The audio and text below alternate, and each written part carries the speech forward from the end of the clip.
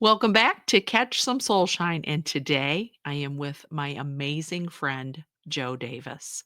I've known her for quite some time. We've co-authored some books together, and at the end of this, you can get a free chapter of the book that Jo participated in, so don't miss that opportunity. If you missed the last podcast, we did a series on political grief, and it was amazing. We talked about what it is, activism, and narrowing that divide or what you can do for yourself. So check that out. But today, Joe and I are going to get really deep and talk about self love, basically, and what we can do to honor ourselves. So I'm going to let Joe introduce herself and then we're going to dig right in. Oh, and don't forget to hit the like button and subscribe and share this with a friend. All right. Take it away, Joe. Hey, my name is Jo Davis. I am your badass psychic intuitive and a public speaker, an international best-selling author, and my core work is focused around teaching highly sensitive people, empaths, how to unplug and honor their sacred contract, have a life of abundance, not carrying around everyone's junk and anxiety, which is the world we live in today. There is definitely Mhm. a calling. Yeah, can you do a bit of a deep dive?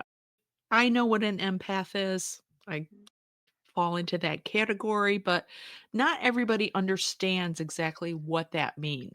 True. So many people don't understand what it is, and you explain it, and their whole life makes sense. So Yeah. suddenly they're like, I feel seen. Being an empath, if you're an empath, you're a very sensitive individual. Probably most of your life, people have told you you're too sensitive. Typically, empaths have a little extra layer of anxiety that doesn't always match what's happening in their life. A lot of times, it's not that it matches what they're experiencing, but it will match what the people around there are experiencing and they're feeling it. And so empaths a lot of times translate what they're feeling around them as theirs, and unconsciously they're absorbing it. It's like when I worked in the corporate world, I would walk into the break room and start to feel angry or anxious. And I would be like, that's weird. I was becoming aware. I was having a great day. I stepped into this room. There's not even anyone in the room. And now I'm not. Later, I'd find out Susie and Betsy had an argument, or someone was on the phone with their ex husband and threw their phone in their locker and stormed out crying. Like I would start to connect the pieces and be like, oh, none of this is my shit. Right. So being an empath could mean you're a lovely person who just doesn't have like that I don't want to say wall around them, but they're in a space that they're not necessarily honoring or making use of their boundaries. They're not honoring their sacred space. Instead of being solid, like a big ball of badass white light, and you're like, I'm here, and anything that doesn't serve you bounces off of you, and ugly people, nasty people don't want anything to do with you because you're too happy or confident or you love yourself so much they bounce off versus not being grounded and loving yourself. You end up with cracks and people Mm. can work their way in with their energy. Some people are nefarious and take advantage of your vulnerability or generous heart and they're like, ooh, I can get something there.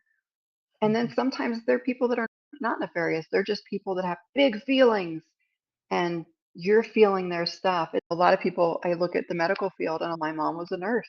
My mom's probably also an empath. So Mhm. my mom goes into nursing, or anyone's. This is just an example. And from my perspective, it looks like that's what happened. Very big heart. And she would see someone struggling, and she would feel that anxiety, the pain, the physical manifestation of all that. And she's, I'm going to become a healer because I can feel that. And that's so uncomfortable. I want it to stop versus I want to be solid in this light that I can honor your path and I treat you, heal you, guide you, or advise you, but it's not my path. I can love you where you are, but I'm not reacting to your pain because I'm feeling it all and I just want it to stop.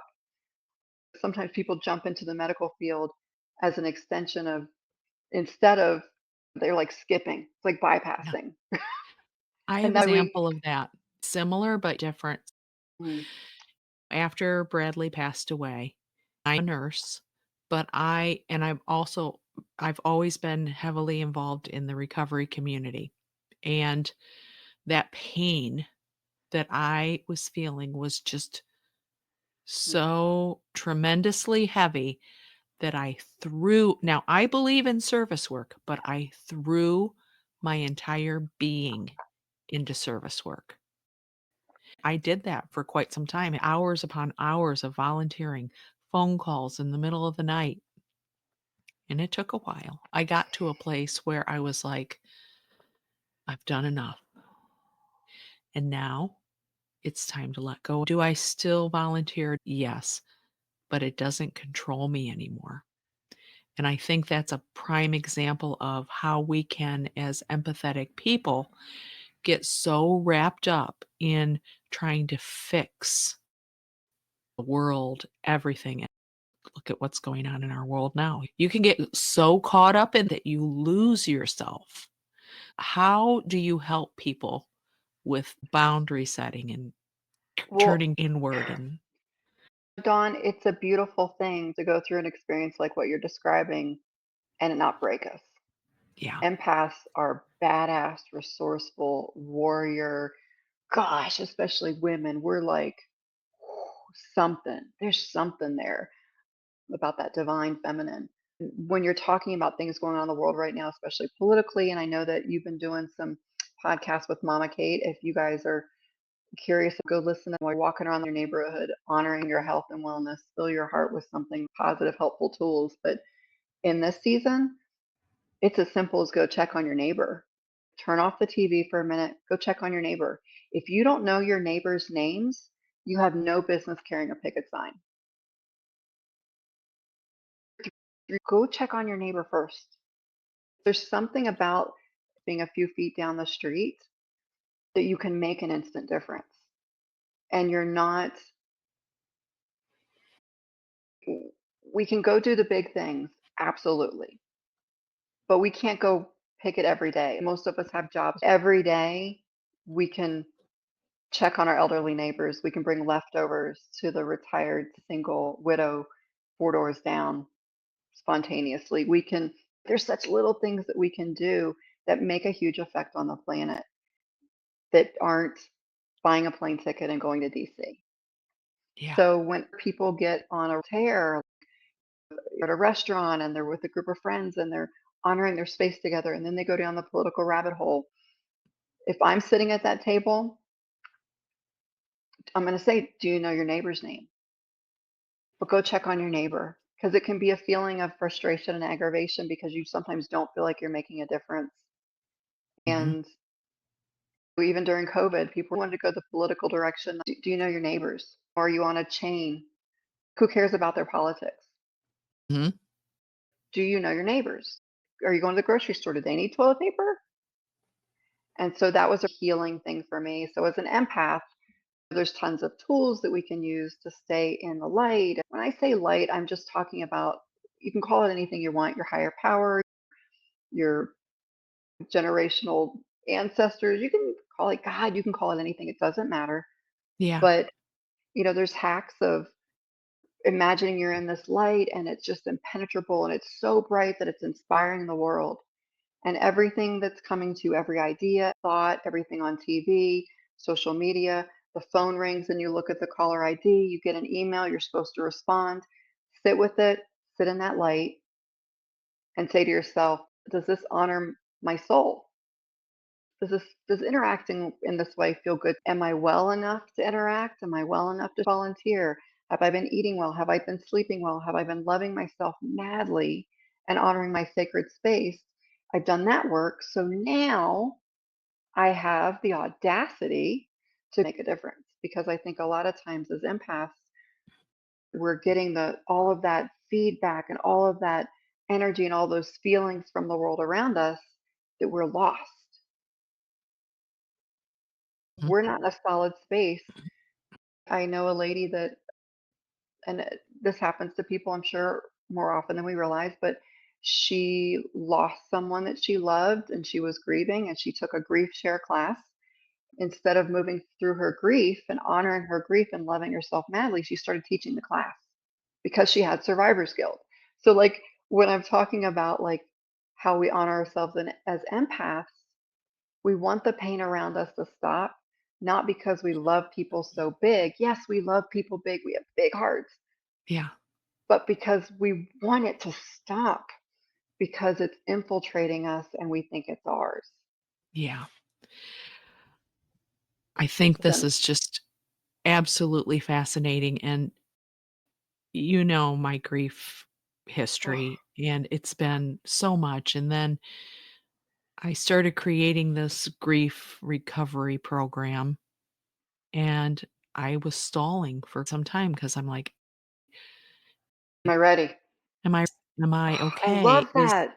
is this the right time? And part of the time it didn't feel right, and then other times I'm like, "Who am I? Who am I to be teaching this?" And then it's just recently I've had such clarity. I call it grief recovery because grief is ongoing. I can offer lessons, but I'm not curing anybody. It's tiny lessons that we pick up along the way to get us moving forward on that journey. And I imagine what you're creating for women is gonna be really special. Can you tell us a little about it without giving it away? Yeah, I haven't been this excited about a program or course in a long time. We were talking before we hit record. I was traveling the world. Everything was on hold. And I came back to planet Earth, back to my home, mi casa, and I'm still as excited about it. And I was like, okay, that's good. That's good because I'm super ADD and I will fizzle out.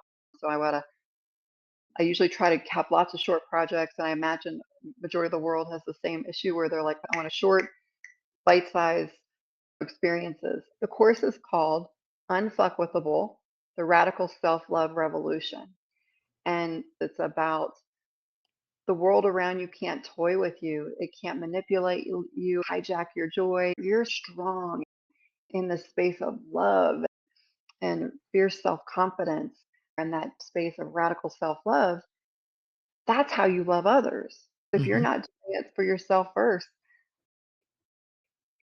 my husband and I, when we met, we didn't meet till later in life because we weren't madly in love with ourselves. And once we got to a spot where we were both like, I love myself so much that anyone that comes to this party is just icing on the cake, but this cake is already great because I'm Yeah. in such gratitude. I'm eating well, I'm sleeping well, I'm bringing people that are amazing into my life. And You know what that reminds me of? Those bright lights that glow and they attract bugs. yes, It's like when I'm a you Ted, I'm a Ted Lasso bug light. Yeah, when you are so lit up, you don't Mhm, have to do anything because things just mhm. come to you. Job Magic. like visualizing that light coming over you. Joe Dispenza talks about the brain, and the brain believes whatever you tell it. Whatever you tell the brain, it's gonna believe. So, why not feed it good stuff? They told him he wouldn't walk again, and he's, "Oh, yes, I Mhm, will. I'm gonna." I had a horrific accident, but mm. he just kept feeding his brain, and it really does rewire itself. So, It's you genius. can change your reality. You can change everything about your life. So, do you have a little something to share with us that you're I doing in do. this I course? do. And what's fascinating about it is the entire course is about rewiring your brain. So this happens. This is what you're going to tell your brain. This is your new response. You interact with this person. It's training you. And it's saying the same thing over and over several different ways. It's six different little, and they're like 20 minutes. You're writing some things down. When you write with your physical hand, it's another way to rewire your brain. You're hearing it and saying it. It's got all of the components, audio, Mhm, kinesthetic, everything. mhm. But this is just an example, and this isn't in the course. This is great. I wake up every morning. The first thing that happens when my feet hit the floor, I say to myself, nothing shall enter this space that doesn't serve my highest good. I'm telling the universe, I'm telling my neighbors, I'm telling the people I pass on the highway, the lady at the supermarket, if you've got good stuff, bring it. I'm ready. I'm not talking about the negatives. I'm expecting miracles and magic all day long. And then I walk into the bathroom and I look like a lunatic.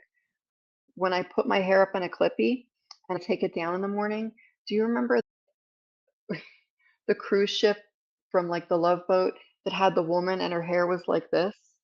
Mhm. I look in the mirror and I say, "You are a sexy beast. Look at you. You look fabulous." Mhm. Total bullshit.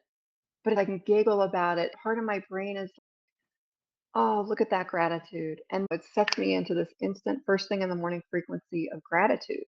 Mhm. The Mhm. truth could be that I'm beautiful inside and I look like a hot mess on the outside, but it doesn't matter because I'm telling my brain the story. As a nurse, looking at your health, the first thing in the morning you don't eat is the sugary Danish because you're telling your brain all day long to crave sugar. That's why you have Mhm. protein for breakfast.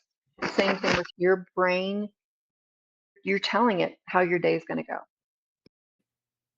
That's why people Right. in crappy relationships, everything's a struggle. As you wake up and look at Mhm. someone projecting self-loathing onto you, you're Mhm. set up for failure. I read So, Atomic Habits, and it's just what you're saying. Take a tiny action every day. I get up, make my bed, I do 10 sit-ups.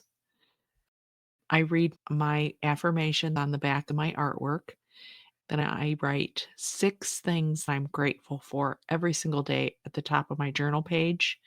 And even if I don't have time to fill out the whole page, I used to, like when it was cloudy and gray, I'd be like, oh, that's why I don't like Ohio. It's all gray.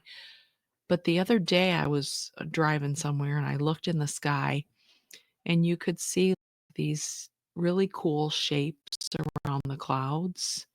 And I went, wow, isn't that pretty? That's so cool. I could paint that. And I'm telling you, it's because of practicing that little tiny action every morning to help rewire my brain. and I would say, let's take it further. Life is so short. Let's stop effing around and Mhm, let's, when our feet hit the floor, let's talk about what we're grateful for through the day. Why don't we make some stuff up? I'm so grateful. I just sold a $10,000 painting. I'm mhm. so excited. Wow, like I can't wait to deliver this painting and this joy it's going to bring to this client or let's make stuff up Yeah. because you want to amp up that frequency.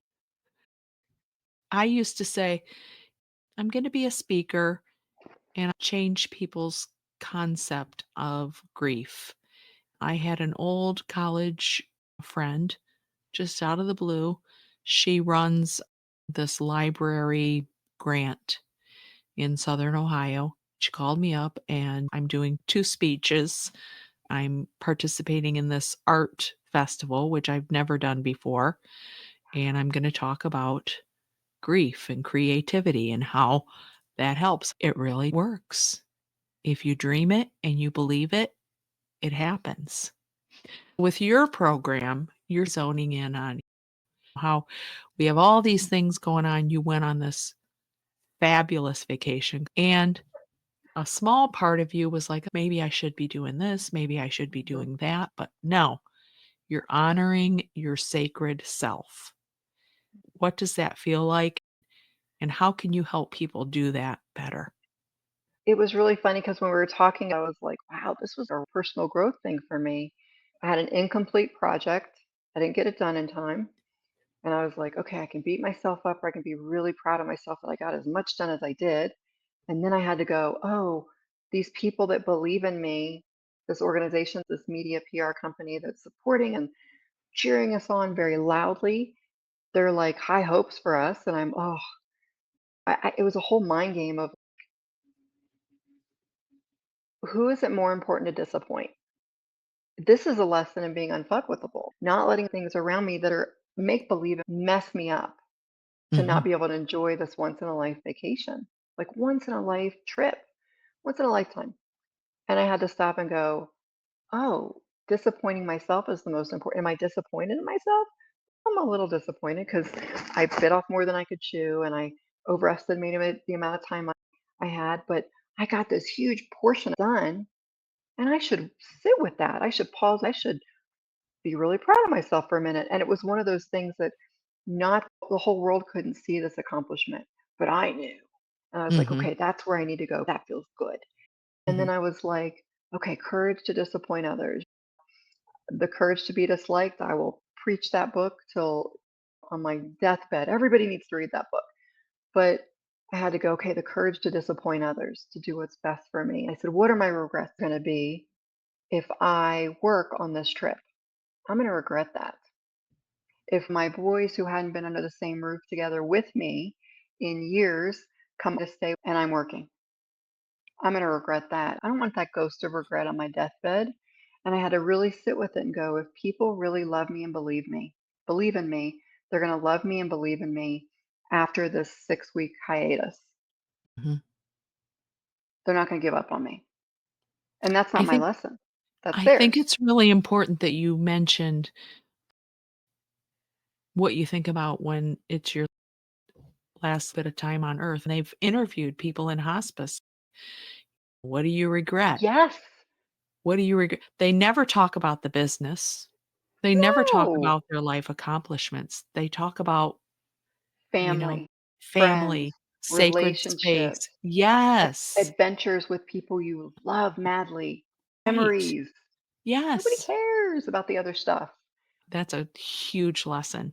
I hope more people Mhm. can garner that from this conversation. If you're struggling with it, look up Joe on social media. I will have her links in the comments because she is creating this wonderful opportunity. And I've worked with her before.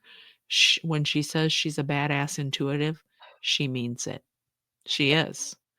Become an attractor of magical, abundant, opportunities and amazing people that just show up, raise that frequency. And I think that comes back to your work because when people are moving through grief, it doesn't ever go away. It Hmm. just changes, Does. evolves, and it becomes a powerful tool to abundance in all areas of your life. And we watch it in your life and these amazing Mhm. things that you're doing and creating for others as well.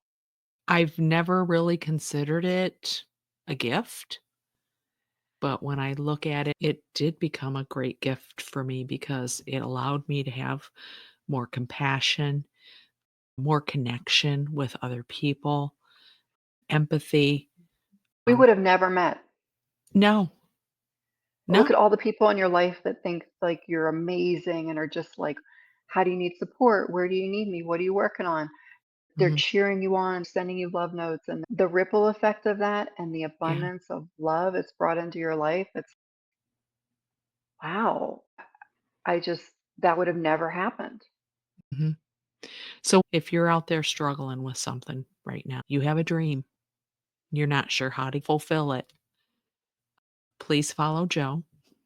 If you're struggling with something you're grieving, I have something special coming too. This is one of my favorite sayings. The sky is not the limit. Mm. It's just the beginning. So much beyond the horizon. It's a big multi-universe. Mhm. The more you grow, the bigger the dream. People have no idea how powerful they are, and we're manifesting this life, and things are going to happen that we don't have control over. But the Right. things that we do, we are powerful. That's what we harness, and I think that's what we both really focus on, and Yeah. it's beautiful. Go check on your neighbor. That in and of itself is powerful. Thank you so much for joining me on this episode. I love your spirit. Share this with somebody that might benefit.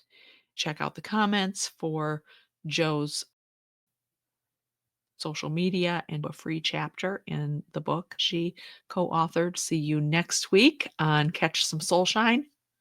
Adios.